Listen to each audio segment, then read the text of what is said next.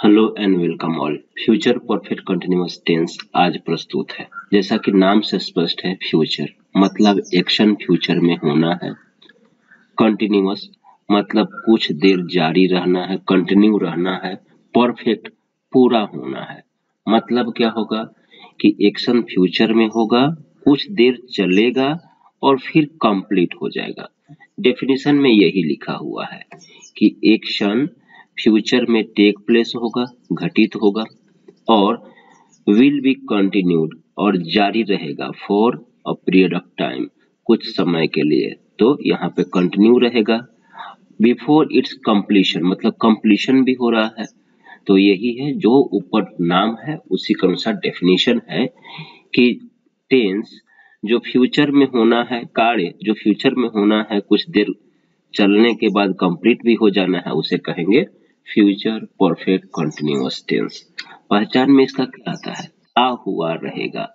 जो हिंदी वाक्य की मेन क्रिया होती है, उस मेन क्रिया के अंत में ता हुआ रहेगा, ती हुई रहेगी, ते हुए रहेंगे, ता हुआ रहूंगा, ती हुई रहूंगी। देखिए एक एग्जाम्पल यहाँ पे है, राम पत्र लिखता हुआ रहेगा।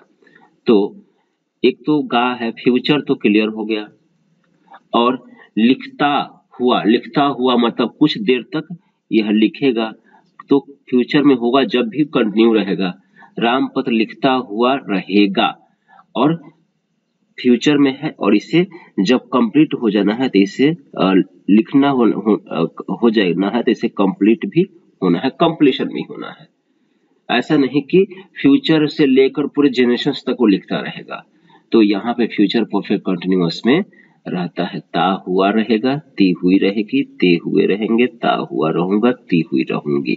मतलब फ्यूचर में कुछ देर चलने के बाद खत्म होना है कार्य को। यही है फ्यूचर परफेक्ट कंटिन्यूअस टेंस। यहाँ पे Ram will have writing a novel, Ram उपन्यास लिखता हुआ रहेगा। They will have playing for 2 hours, वे 2 घंटों तक खेलते हुए रहेंगे। जब भी जाएंगे 2 घंटे खेलेंगे और 2 घंटे में आना भी है। नाउ आर्थिक will have living in this house from next Monday, अगले मंडे से आर्थिक इस घर में रहता हुआ रहेगा। तो यह है फ्यूचर परफेक्ट कंटिन्यूअस टेंस।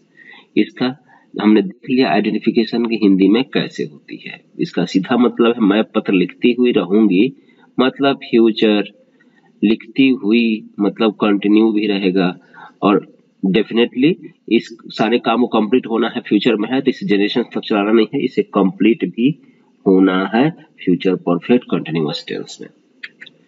अगर स्ट्रक्चर की बात करेंगे, स्ट्रक्चर क्या होता है, तो सब्जेक्ट बाद हेल्पिंग वर्ब इसका होता है विल शैल हैव बीन, और फिर V4 फिर ऑब्जेक्ट।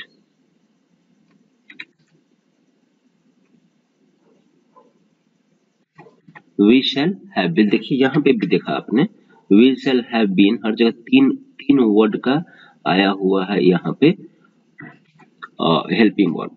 तो विल शैल में से किसी एक का प्रयोग करेंगे। आप जानते हैं कि फर्स्ट पर्सन रहेगा सब्जेक्ट तो शैल का करेंगे, बाकी जगह में विल का प्रयोग कर लेंगे, और उसके बाद शैल हो चाहे विल हो, हैव लगाना है आपको।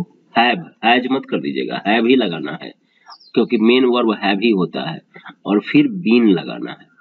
और जिस तरह से कंटिन्यूअस है तो यहाँ पर भी V4 आ जाएगा, और फिर ऑब्जेक्ट तो रहता है। अगर टाइम दिया रहेगा तो यहाँ पे आप फॉर करेंगे, यहाँ पे सिंस नहीं करेंगे, सिंस की जगह पे इधर करते हैं फ्रॉम। तो टाइम लिखने से पहले जिधर फॉर का प्रयोग करते थे पीरियड ऑफ टाइम के साथ, वहां फॉर करिए, और पॉइंट ऑफ टाइम रहेगा तो सिंस नहीं फ्रॉम करिए, और इधर टाइम में लिख दीजिए। तो यह है फ्यूचर परफेक्ट कंटिन्यूअस टेंस का स्ट्रक्चर। राम पत्र लिखता हुआ रहेगा तो क्या करेंगे, राम, राम के अनुसार आएगा विल, फिर आएगा हैव, और फिर आएगा बीन, और V4 होता है तो राइटिंग, पत्र है तो अ लेटर। सीता पत्र लिखती हुई रहेगी तो सेम रहेगा, सीता विल ही रहेगा, यहाँ पर भी हैव रहेगा, बीन रहेगा, राइटिंग अ लेटर। देन वे लोग पत्र लिखते रहेंगे तो क्या होगा, दे के अनुसार भी विल, यहाँ भी हैव, फिर बीन, फिर राइटिंग ही रहेगा। वे लोग हैं तो बहुत सारे पत्र लिखेंगे, तो ये रहेगा लेटर्स। मैं पत्र लिखता रहूंगा तो क्या होगा, आई के बाद शैल के बाद हैव, बीन, राइटिंग और लेटर। मैं पत्र लिखती हुई रहूंगी तो सीधा यही होगा, I shall have been writing a letter. तो यहाँ पे आपको ध्यान रखना है कि यही एक ऐसा टेंस है जिसका हेल्पिंग वर्ब 3 वर्ड का होता है। विल या शैल एक हो जाएगा, हैव और फिर बीन बाकी 2 हो जाएंगे। 3 वर्ड का होता है, देखिए हर जगह।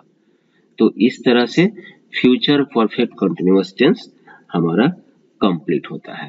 Thank you very much.